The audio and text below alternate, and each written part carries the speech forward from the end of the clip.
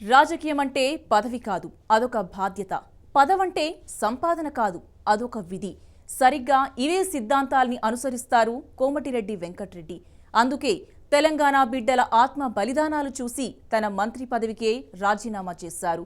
4 సార్లు ఎమ్మెల్యేగా దివంగత సీఎం వైఎస్ రాజశేఖర్ రెడ్డి హయాంలో మంత్రిగా పనిచేసినా ఎప్పుడూ ఆ సీనియారిటీని బయటకు చూపించలేదు.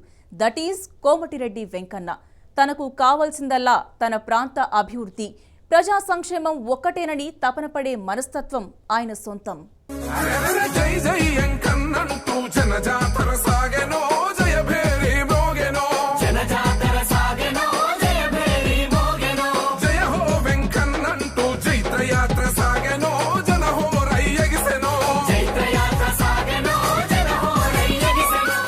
కాంగ్రెస్ యువజన నాయకుడిగా మొదలైన కోమటిరెడ్డి వెంకటరెడ్డి రాజకీయ ప్రస్థానం 1999, 2004, 2009, 2014లో వరుసగా 4 సార్లు ఎమ్మెల్యేగా విజయం సాధించారు.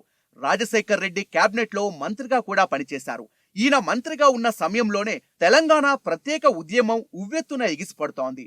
తెలంగాణ బిడ్డలు ఆత్మ బలిదానాలు చేసుకుంటున్న సందర్భంలో చలించిపోయిన వెంకటరెడ్డి, నా ప్రాంత బిడ్డలు చనిపోతుంటే నాకెందుకు ఈ మంత్రి పదవి అని రాజీనామా చేశారు. తెలంగాణ ప్రజల ఆకాంక్ష అయినటువంటి తెలంగాణ ప్రత్యేక రాష్ట్రం సిద్ధించాలని గట్టిగా కోరుకున్నారు. చివరకు లక్ష్యాన్ని ముద్దాడి తెలంగాణ ప్రత్యేక రాష్ట్రంగా ఏర్పాటు కావడంలో తన వంతు పాత్రను కీలకంగా పోషించారు.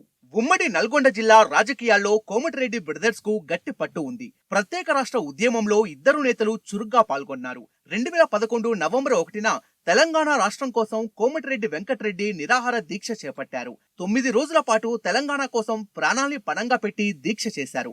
2011 నవంబర్ 9న తెలంగాణ అమరుడు యాదిరెడ్డి తల్లి చంద్రమ్మ కోమటిరెడ్డి వెంకటరెడ్డికి నిమ్మరసం ఇచ్చి దీక్ష విరమింపజేశారు.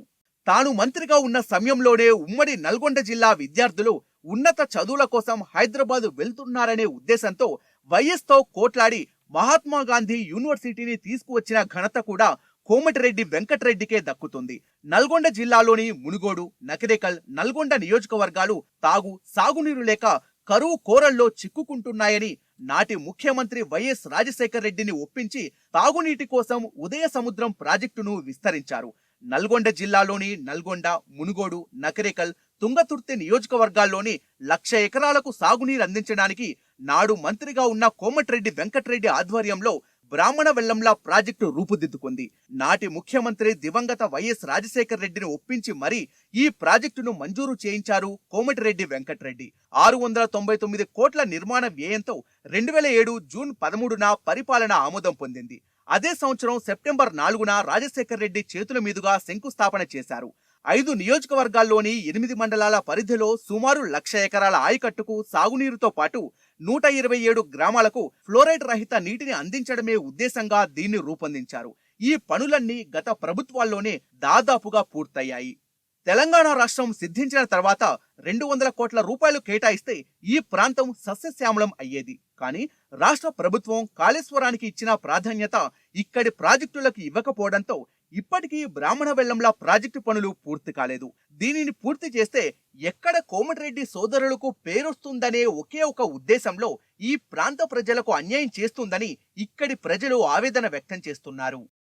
4 సార్లు ఎమ్మెల్యేగా ఉన్నా మా బ్రాహ్మణ వెల్లంల ప్రాజెక్టు కానీ, శ్రీశైలం సొరంగ మార్గం కానీ, పెద్ద పెద్ద ప్రాజెక్టులు కట్టించిన 1,000 కోట్లు అవన్నీ కూడా పూర్తయ్యే దశలో ఉన్నాయి. ఒక పిల్లల కోసం మహాత్మా గాంధీ యూనివర్సిటీ నల్గొండ దగ్గర కట్టించడం. ఈరోజు పార్లమెంట్ సభ్యులుగా కాంగ్రెస్ అభ్యర్థిగా పోటీ చేస్తున్న మన్ను ఈ ఎన్నికలు మనకు మోడీకి సంబంధించిన కేసీఆర్ సంబంధం లేదు. ఇది ఆయనే మెత్తలు గెలిపించుకుంటూ వచ్చి నాకు 16 గెలిపియండి, చక్రం తిప్పుతా, బొంగరం తిప్పుతా అంటుంది తప్ప ఆయనకు సంబంధం కాదు ఈ ఎన్నికలు. ఒకవేళ టీఆర్ఎస్ కేసినా ఈయన ప్రధానమంత్రి కాడు కదా 15 సీట్లతో మళ్ళీ ఆయనకే మద్దతు ఇస్తాడు. అందుకని ఇవాళ కేసీఆర్ గారికి 2 సార్లు మోసపోయి ఒకసారి దళితులు ముఖ్యమంత్రి చేస్తా, మీ అందరికి డబుల్ బెడ్రూమ్ ఇల్లు కట్టిస్తా, ఆ డబుల్ బెడ్రూమ్ లో మీ అల్లుడు బిడ్డ వస్తే వాళ్ళొక రూమ్ లో ఉండొచ్చు, దళితులందరికీ 3 ఎకరాలు ఇస్తాడు, మోసం చేసిండు.